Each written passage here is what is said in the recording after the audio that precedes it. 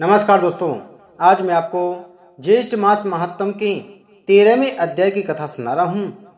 स्कंद जी कहने लगे कि हे ब्राह्मणों, जब इंद्र ने यज्ञ का सब वृतांत विष्णु से कहा, तब भगवान विष्णु मन से ध्यान कर इंद्र से निश्चित होकर बोले कि हे इंद्र, मुझको और समर्थ शिव जी को उन लोगों ने नहीं बुलाया, इसलिए मैं तुमको एक उपाय बताता हूँ, तुम उस उपाय को करो। हे सुमत, मैं तुमको अदृश्य करने वाली विद्या देता हूँ। तुम पवित्र होकर उस विद्या को ग्रहण करो और निर्भय होकर फिर जाकर वेदी से उस विद्या का जाप करो। सावधानी से यज्ञ के घोड़े का हरण करो और उसी तरह मौन पूर्वक कपिल ऋषि के आश्रम में जाओ। सब देखकर यज्ञ के घोड़े को रखकर स्वर्ग में जाकर पूर्ववत अपना काम करो, अन्यथा राजा सगर यज्ञ के बल से बलान्वित होकर सबको मारेंगे। भगवान के वचन सुनकर इंद्र ने विधिवत स्नान किया और अदृश्य कारिणी विद्या को ग्रहण कर प्रथम मधुसूदन भगवान को प्रणाम किया और पूछा कि भगवान कपिल मुनि कहाँ पर हैं। श्री विष्णु भगवान कहने लगे कि कलिंग देश के पूर्व की तरफ पृथ्वी के अंदर गुफा में कपिल ऋषि ने पाताल के समान भूग्रह तहखाना बना रखा है। उसी भूग्रह में ध्यानावस्थित होकर कपिल मुनि रहते हैं। विष्णु भगवान के वचन सुनकर इंद्र यज्ञ के घोड़े के पास गए और भगवान विष्णु के उपदिष्ट विद्या का ऋषि देवता के सहित जप करते हुए यज्ञ के घोड़े को लेकर शीघ्र चले गए, परंतु यह वार्ता किसी को कुछ मालूम न हो सकी।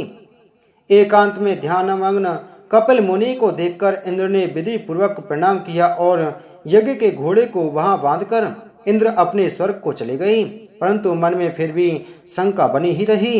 इधर यज्ञ के घोड़े के हरण हो जाने पर उसके रक्षक एक साथ अज्ञान से मोहित होकर सबों ने राजा से आकर कहा कि हे राजन, यज्ञ का घोड़ा कहाँ गया तथा कौन हर कर ले गया, हम नहीं जानते। समस्त पृथ्वी तल के भाग को देखकर देवलोक देखने के लिए स्वर्ग को आए।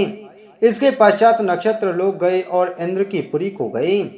संशय में पड़कर व्याकुल सगर पुत्र इंद्र के प्रत्येक ग्रह में दूसरे को ग्रह तथा नगर में अटारी समस्त शाला वन उपवन दिक्पालों के लोक तदंतर ब्रह्मलोक कैलाश हिमवान तथा अनेकों मेरु पर्वत समस्त गुफा और शिखर गंधर्व लोक यज्ञ लोक तदंतर विष्णु लोक में भी गए।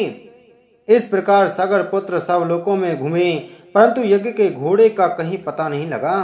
फिर वह पाताल लोक को गए और 7 पातालों को देखा। फिर वह निराश होकर अपने शिविर में गए।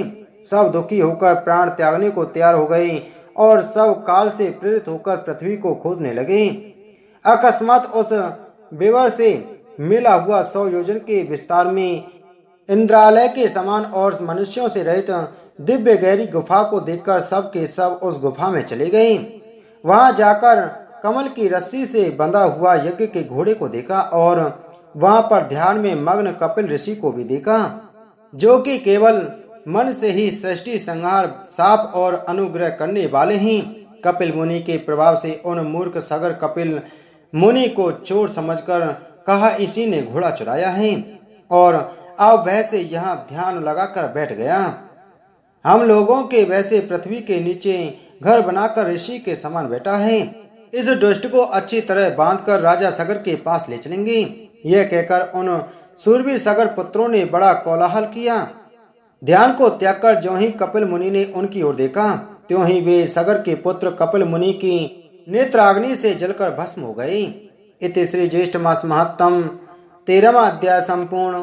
बोलो विष्णु भगवान की जय।